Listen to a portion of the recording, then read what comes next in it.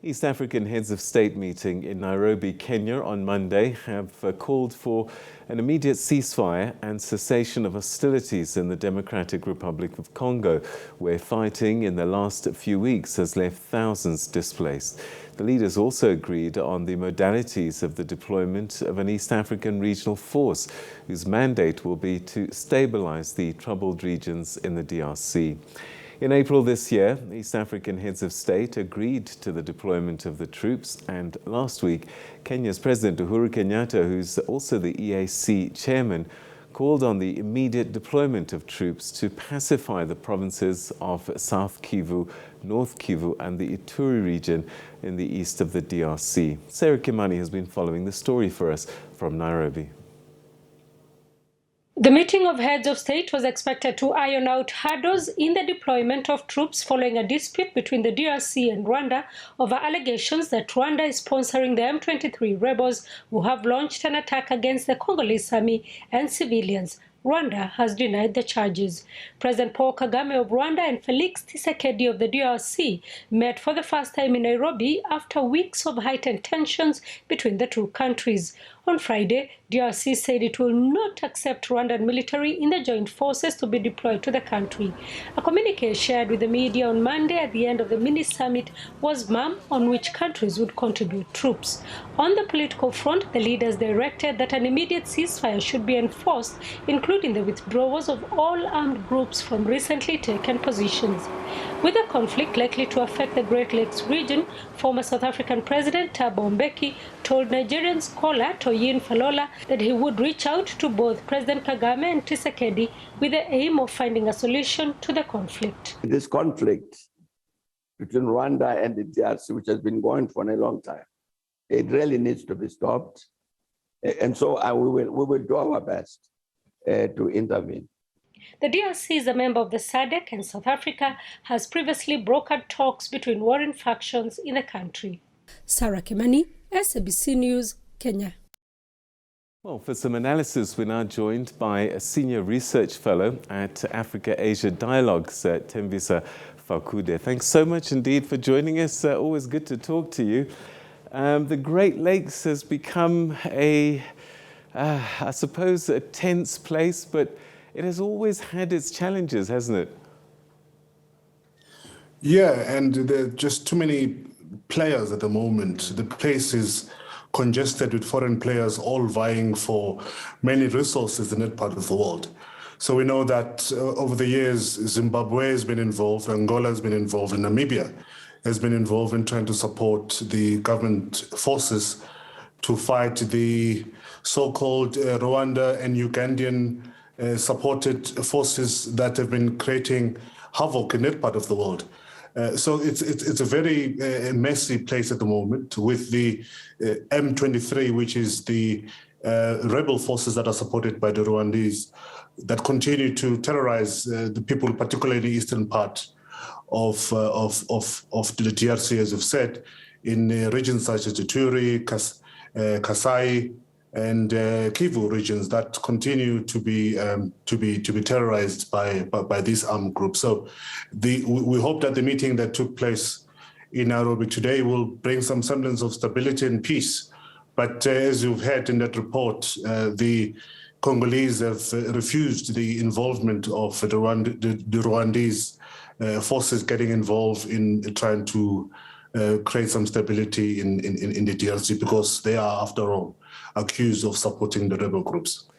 All right, so what do you think that the EAC can do that the United Nations forces, together with the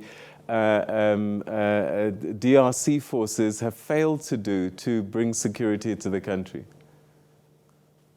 I don't think they'll do much. This is just Uhuru Kenyatta trying to exaggerate his importance as he is about to vacate the position of presidency in Kenya. I don't think really the EAC force or the regional force supported by the EAC or sent by the EAC will do much in trying to bring stability in the DRC. As I've said, there are a lot of players and all of them have got interest, and that interest is to try and exploit that vast deposits of resources in that part of the country. So as long as you have foreign forces playing that role, and we've seen the new role embraced by Rwanda. For example, Rwanda was the first one to send the troops to Cabo Delgado in Mozambique, and it continues to play a bigger role in terms of determining the political direction, not only in southern part of Africa or sub-Saharan Africa, but now we see it becoming more and more of a client state in terms of serving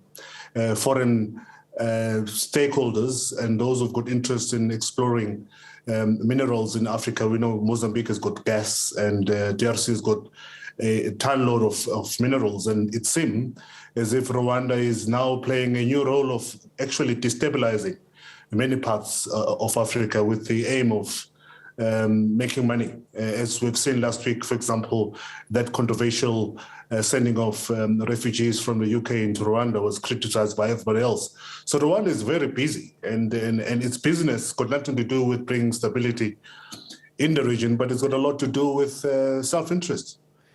Do we know for sure that Rwanda is supporting the M23? Well, it's been accused of supporting M23. If you remember the history of how it started post-94, the genocide in Rwanda, when the Houthis, many of whom escaped the government, which was about to come of Kagame into the DRC. But when they got there, they were historically Tutsi tribes that inhabited that part of the world.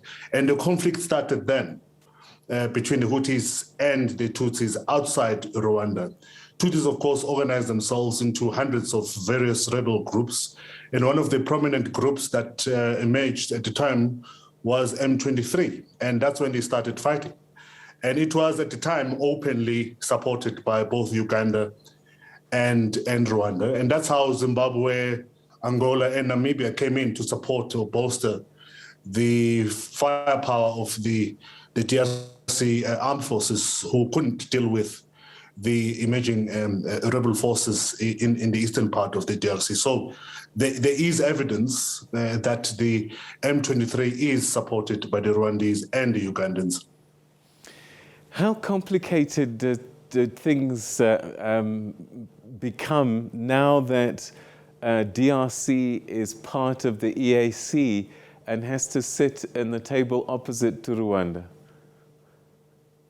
Well, DRC is torn, isn't it? Because it still remains part of the SADC as well, SADC. And it's also playing the role because of its geographical positioning. It has to deal with its neighbors. I mean, it's surrounded by a number of countries, and it can't ignore the influence of those countries, particularly members of the EAC. So we'll have to see what's going to happen. But it's interesting that Thabo Mbeki of South Africa has made a call to intervene in terms of trying to mediate between the two. I think the entire rationale from the South African perspective is that the DRC, a fellow SADC member, is actually overwhelmed in terms of support and negotiations at that level of the EAC. And that's why you see now South Africans also trying to make their mark recognized or acknowledged by the warring parties in that part of the world, that will also play a role. And it's all about bolstering the DRC and giving them support, since, by the way, they still remain part of SADC, notwithstanding their geographical position, which has always confused many of us. The attention and the focus is very much on Rwanda and Kinshasa, Kigali, and this, what looks like a disintegrating relationship. Can it be salvaged? Well, I think it can be salvaged. It can only be salvaged, of course, if the stakeholders that are currently creating this instability, particularly those that have interest in exploring and exploiting the minerals in the eastern part of the DRC, are approached and talked to, and we all know who they are. Second, it can also be stopped if Rwanda begins to realize that its role in the region is extremely destabilizing. We've seen that Rwanda is now putting its own financial interests in the forefront of anything else, and that is creating a problem. And it's also eventually, by the way, going to isolate Rwanda. We know that there is now a bad blood emerging between South Africa and Rwanda, particularly because of Rwanda's continual role in Mozambique. They went ahead without waiting for South Africa, who initially said that they'll have a joint force towards fighting the emergence of Al-Qaeda in Cabo Delgado in Mozambique. But Rwanda went ahead alone to fight that war, and South Africa had to join later on, leading the SADC forces. So this can only be solved if, one, we have the stakeholders spoken to in terms of them stopping supporting certain rebel groups, because the entire aim is to destabilize that part of the world so that it can be cheap to exploit the minerals. But second, I think Rwanda has got a much more stronger position in terms of really stopping this once and for all. And I think that will be a great success if Thabo Mbeki, for example, manages. Because, as you know, Paul Kagame spent better part of his youth in South Africa in Yeovil. If possible for Thabo Mbeki to speak to Paul Kagame to stop the shenanigans in that part of the world, you might just see a different political setup in the region. So Rwanda, DRC, the speculation, it is all about minerals. What about Uganda? What's the story there, and why isn't it getting the same kind of storyline as Rwanda? Well, Uganda is led by tribalists. Yoweri Museveni's wife is a Tutsi, by the way. So there's a very strong relationship between him and Paul Kagame.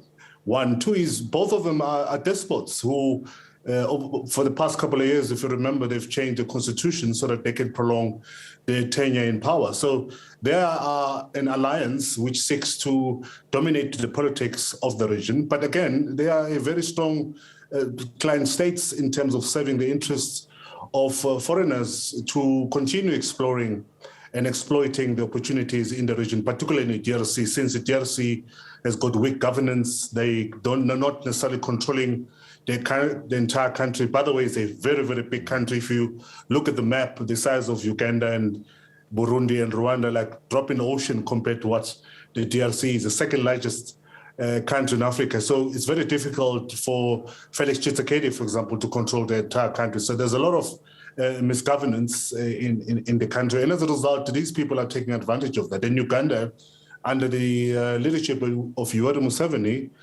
seen this as an opportunity because he does need alliances. And Paul Kagame is one of those people that is willing to support Uganda, who's, by the way, also facing its own challenges with the rebels in the northern part of the country.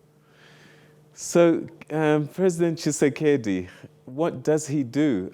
I suppose at home there's this growing anti-Rwanda sentiment that he can't ignore, but at the same time, he can't alienate Rwanda to such a degree that all relations break down completely. Indeed, he can't do so. The best he can do is to, I think that's why he alluded to the calls by Uhuru Kenyatta to go to the State House in Nairobi to begin these negotiations, because he's got no choice.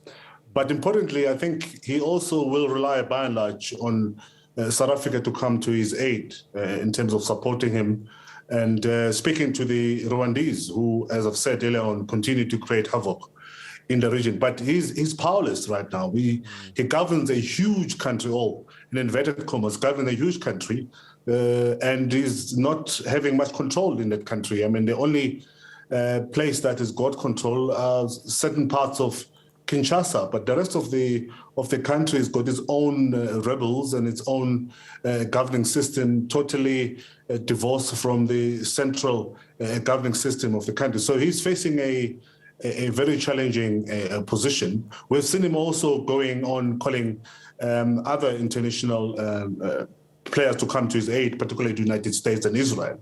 And they've since haven't actually assisted him. But we hope that the initiatives that are now started by former President Thabo Mbeki will yield some result and will, to an extent, empower him, because other than that, there's absolutely nothing he can do.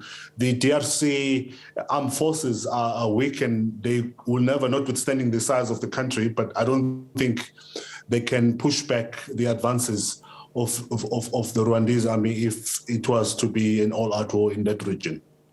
All right, Thembisa Fakude, we're going to have to leave it there, but thank you so much for your insights on this very tricky and volatile situation. Thank you for your time.